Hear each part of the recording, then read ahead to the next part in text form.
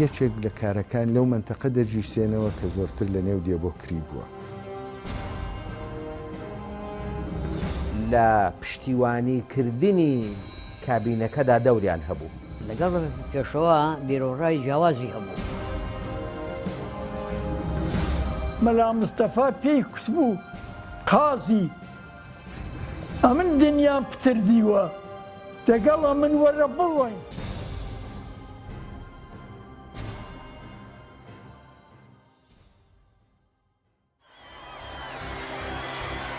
دروستبوونی کۆماری کوردستان بە چەند وێزگەیەکدا تێپەڕیوە کە هەریەکەیان ڕۆڵی بەرچاو و گرنگیان لە دامەزراندنیدا هەبووە. داگیرکردنی ئێران لەلایەن سوپای هاوپەیمانان لە جەنگی دووەمی جیهان بە شێوەیەک کە سوپای بەریتانیا لە باشوور و سوپای رووسیا لە باکوورەوە داگیرکاریەکەیان دەست پێ کرد. خاکی کوردستان بەشێکی کەوتە ژێردەستی سوپای سوور و بەشێکی لە ژێردەستی ئینگلیزدا بوو.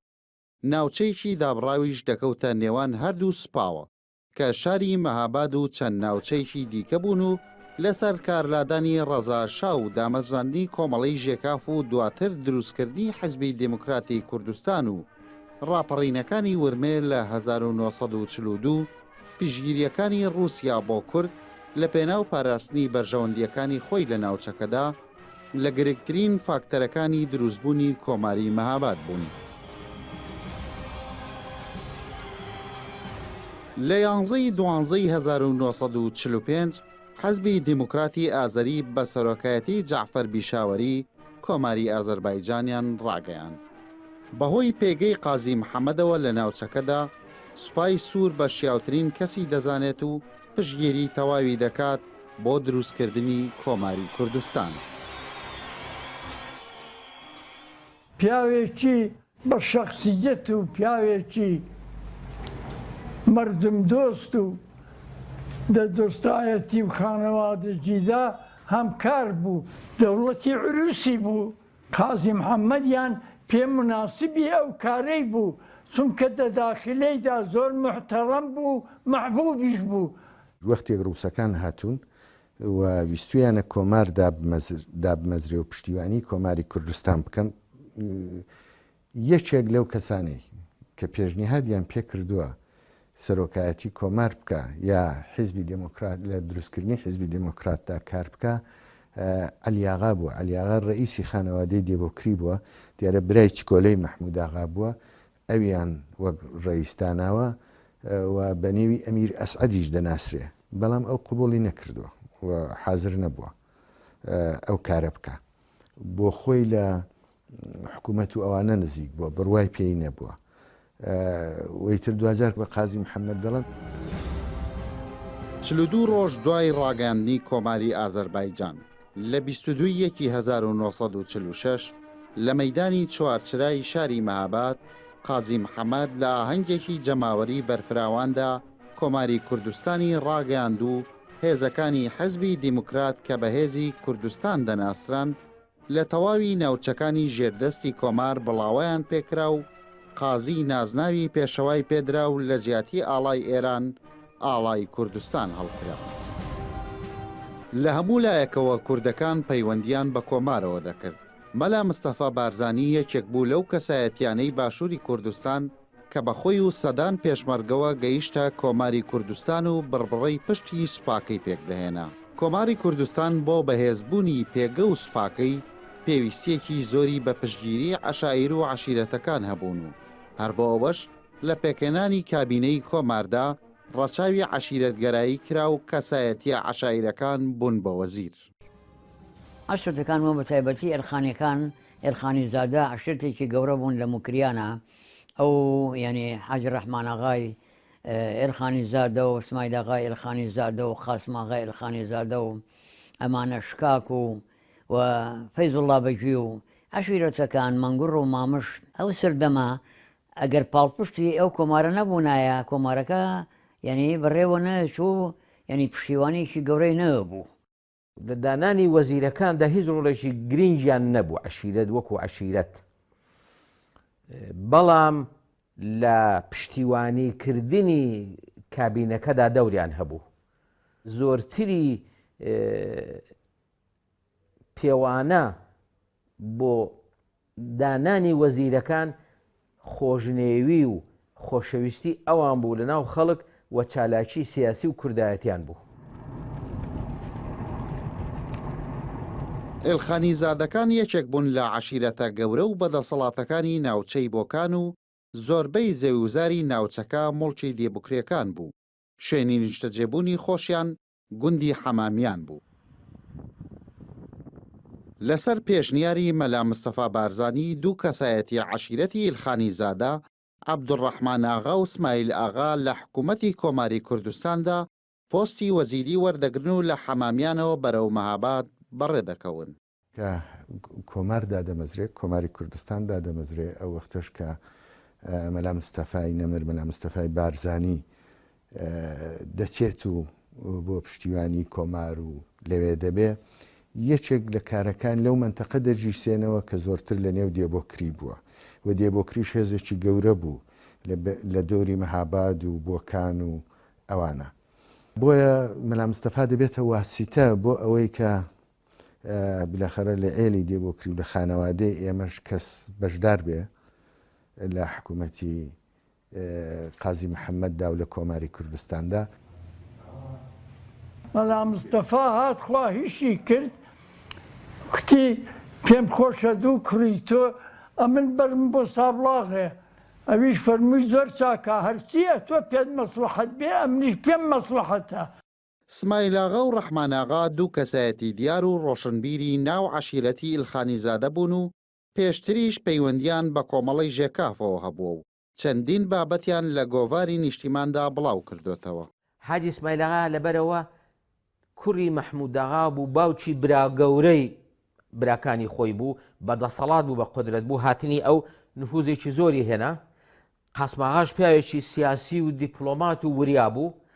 ئەوانە توانیان دەورێکی گەورە ببینن بۆ پشتیوانیکردنی جمهوری و بۆیە حاجی اسماعیل ئاغا لە گۆڤاری نیشتمانیش مەقالی هەیە هەر بە نێوی پشتیوان. هەر لە سەرەتاوە ئەوان چونکە ئەهلی خوێندنەوە و مەلا و مامۆستایانی ئاینی و ئەوە لەگەڵ ئەوانە نزیک بوون. حاجی ڕەحمان ئاغاش و حاجی اسماعیل ئاغاش بەرەو سیاسەت دەچن و تەسیریان دەبێت و هەتا دواتریش هەر ئەویان دەبێەوە بۆیە هەر کیشیان ئەو دوانە لە کۆماردا بەشداری دەکەن و ڕێزیشیان لێ دەگیرێ و پێش ئەوەش پێش کۆماریش دەگەڵ کۆمەڵی ژێکاف کاریان کردو. بۆ نمونە گۆڤاری نیشتیمان مەقالەی تێدایە مەسەن یەکێک لە کەسەکانیان نەدەزانی چێە ئەو لەولا بنێوی پشتیوان بابی من بۆ حاجی اسماعیل ئاغا بنێوی پشتیوان تێدا نووسیوە. ئەمن بە مناسبەی وەزعیەتی خانەوادەجی ئەمن دۆستایەتیم دەگەڵ ئەشخاصی دەگەڵ هەمکارانی وێ بوو میلیەت و کوردیەت ئەمن دۆستایەتیم دەگەڵیان هەیە نەیەکی بە نەزەری خانەوادەجی بە نەزەری حیزبی نا. کۆماری کوردستان لەو ماوەکەمەی تەمەنیدا هەوڵ دەدات چەندین کار لە پێناوی بەرژەوەندی کووردا بکات. حاجی اسماعیل ئاغای ئێلخانی زادە کە وەزیری ڕێگاوبانی کۆماری کوردستان بوو گرنگێکی زۆر بە باشترکردنی ڕێگاوبان و ڕاکێشانی جادەی نوێ دەدات و نەخشەی بۆ دەکێشن. بەڵام تەمەنی کورتی کۆمار بواری جێبەجێکردنی نادا. ڕۆژێکی هاتن گزاریشیان بە مندا حزب کە پردی سوورە و پردی سەرێ شکستە. ئەمیش چوون بە قازیم گوت کتم جەنابی پێشەوە گزاریشیان داوەکە ئەو پردە شکستە. کتم مهندسێکی بنێرە تماشای بکە کوتی لە خۆم و لە خۆ مهندستر کەس نییە. فەورەن ماشێنەکەی لەبەر دەرچێ بوو کتی با بچین دەگەڵ قازی چوینە پردی سوور تماشامان کرد شکستەکەی کۆن بوو جێی ترسێ نەبوو. هاتینەوە قازی کتی وەڵا ئەو شکستە هەیە ئەما جێی ترس نییە. لەسەر پردی سوور کە چوون و مەسەن ئەوانە وەزیری ڕێگاوبان بووە دوو ڕێگای سەرەکی لێدراوە. یەکیان ڕێگای بۆکانە بۆ مەهاباد کە بە خانەقا و ئەوانەدا دەڕوە ئەو ڕێگایان هەر بە خەڵکەکە و بە بەسیجی جەماوەری و بە بەسیجی خەڵک بە کۆکردنەوەی خەڵک ئەو ڕێگایان لێداوە ڕێگای مەهابادیشە بۆ سەردەشت ئەو دوو ڕێگە کە ڕێگەی سەرەکین و بۆ کۆمار مهم بوون بۆ هێزگایاندن سەردەشت و مەهابادوانە لێک نزیک دەکاتەوە لە نەغەدەی نزیک دەکاتەوە لە شلەی نزیک دەکاتەوە دوو ڕێگای سەرەکی کە ئێستاش خەڵک هاتچێ پێدا دەکرێ و ئێستا ئاسفالت کراون ئەو وەختی لەو دەورەی کۆماردا لێدراون هەر چەند ئەوەی من بیستومە حتا بودجەکەی تەواو تەسویب نەبووە بەڵام ئەوان دەستیان پێکرد و تقریبەن ڕێگاکانیان تەواو کرد و دوجاریش چاکتر کرا.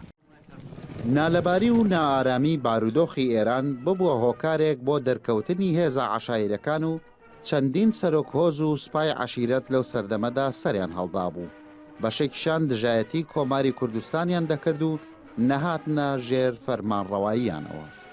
ئەرمەرخانی شکاک هەر لە ژێرەوە پەیوەنی لەگەڵ ئێرانە هەبووە.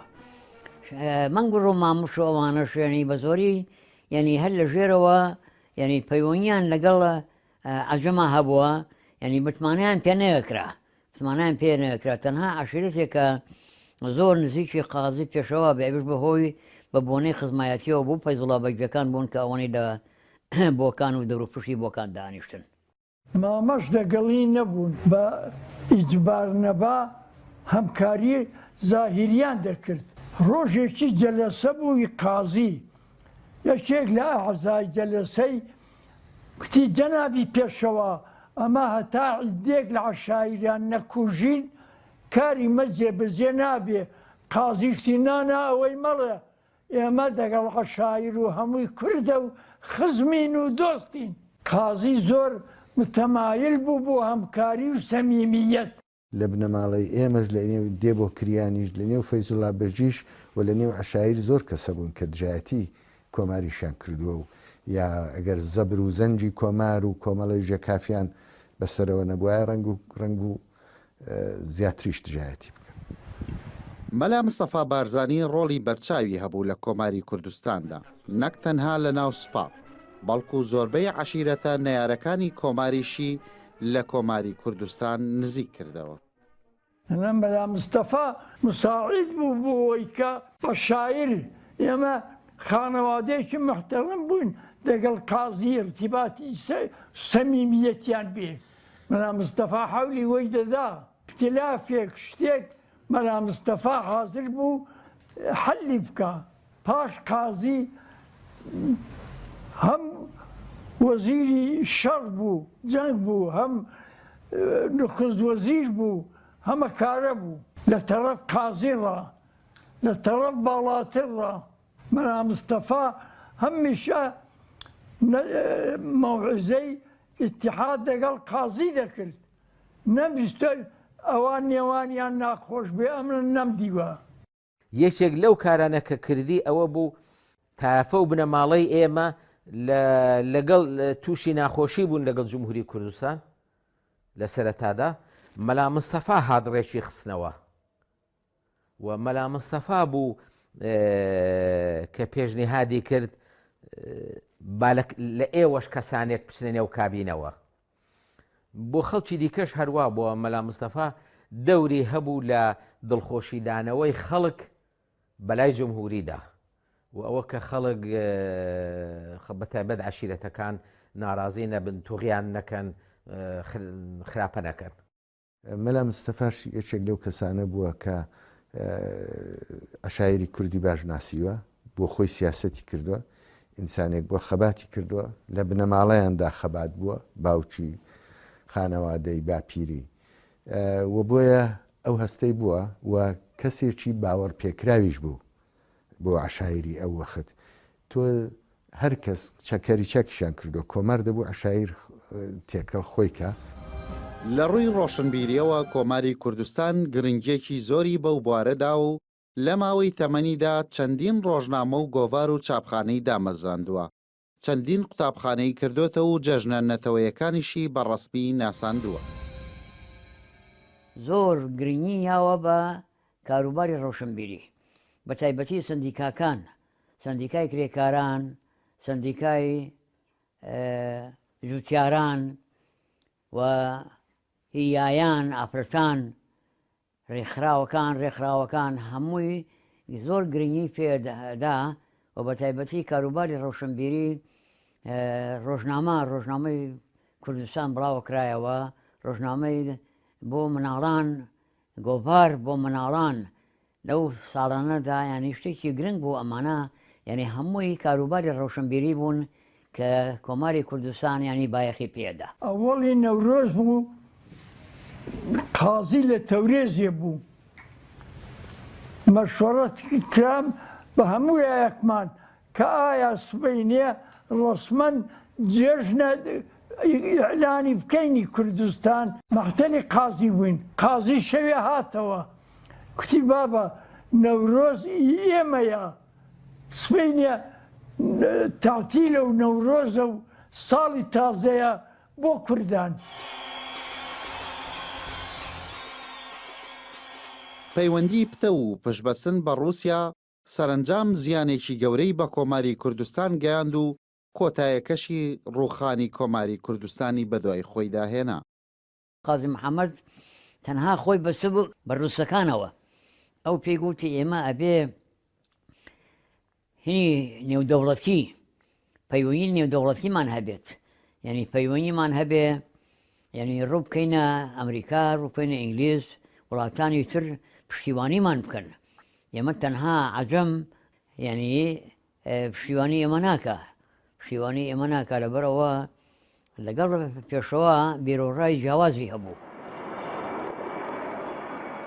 فشاری هێزە ڕۆژئاوایەکان و کشانەوەی رووسیا لە باکووری ئێران و ڕووخانی کۆماری ئازەربایجان حکوومەتی شای دەستکراوە کرد بۆ ئەوەی هێرش بکاتەوە سەر کوردستان و داگیری بکاتەوە.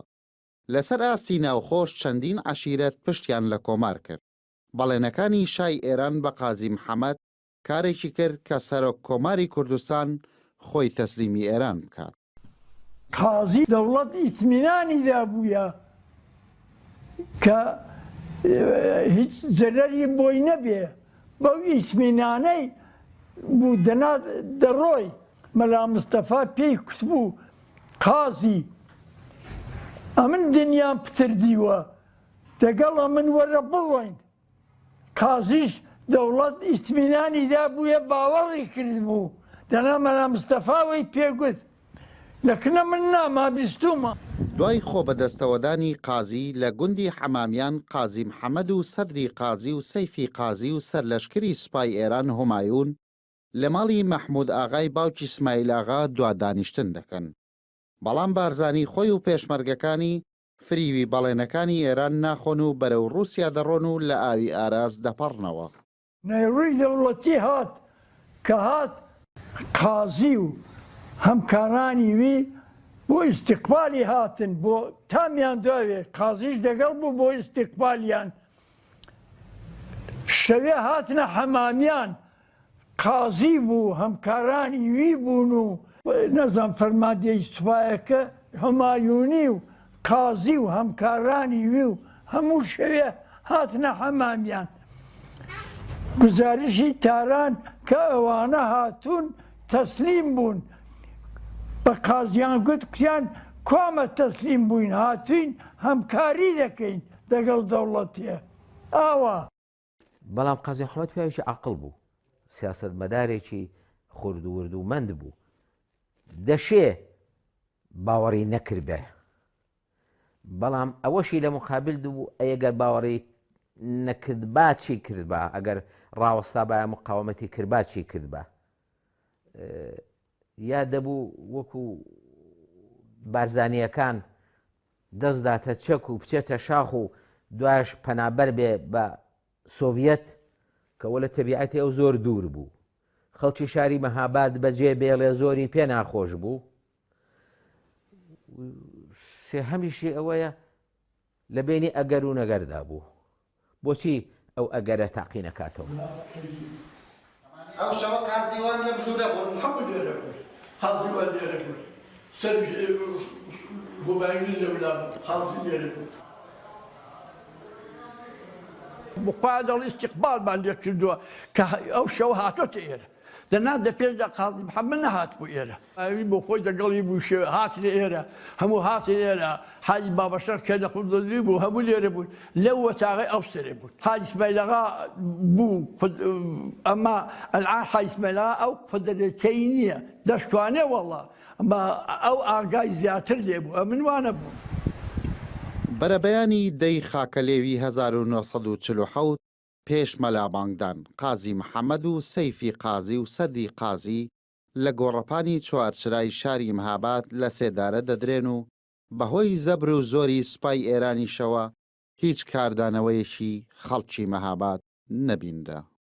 هەموو کەس پێی ناخۆش بوو ما ئیختیار نەبوو نەوەڵا ئاعتراضێکیان نەدا بە کەتبەن ئەما بەدڵ پێیان ناخۆش بوو دەوڵەت هەمووی گرتن ئێمە خانەوادێکی گەورە بووین دەوڵەت پێی خۆش نەبوو ئەمن بگرێ و ئەو خانەوادەی هەموو بڕەنجێنێ لەبەرەوەی بوو. قازی محەممەد خۆی و کەسانی نزیکی خۆی و حاجی بابەشێخ ڕئیسی وزەرا و ئەوانە هەمویان بە پیر حکوومەتەوە چوون بە پیر حکوومەتەوە چوون تا وەکو من زانی ومە بیستومە هەتا کەلی سەراکە لە بینی سەقز و بۆکاندا تاوێ بە پیر حکوومەتەوە چوون و لەگەڵ جێشەکە پێکەوە هاتنەوە ناو شاری مەهاباد بۆ ئەوە کە دڵنیایی بدەن بە جێیشی ئێران کە کەس شەڕەت ناکە وەرەوە مەترسە و هەرواش بوو حکوومەت هاتەوە سابڵاغ نەحکوومەت هیچی لە خەڵک کرد نەخەڵک هیچی لە حکوومەت کرد بەڵام دوای ماوەیەک حکوومەت درۆی کرد وەک هەمیشە درۆی کرد قازی محەممەد و حوسێن خانی سەیفی قازی و سەدر ئیسلامی هەرسێکیان گرت و محاکمەی کردن و ئیعدامی کردن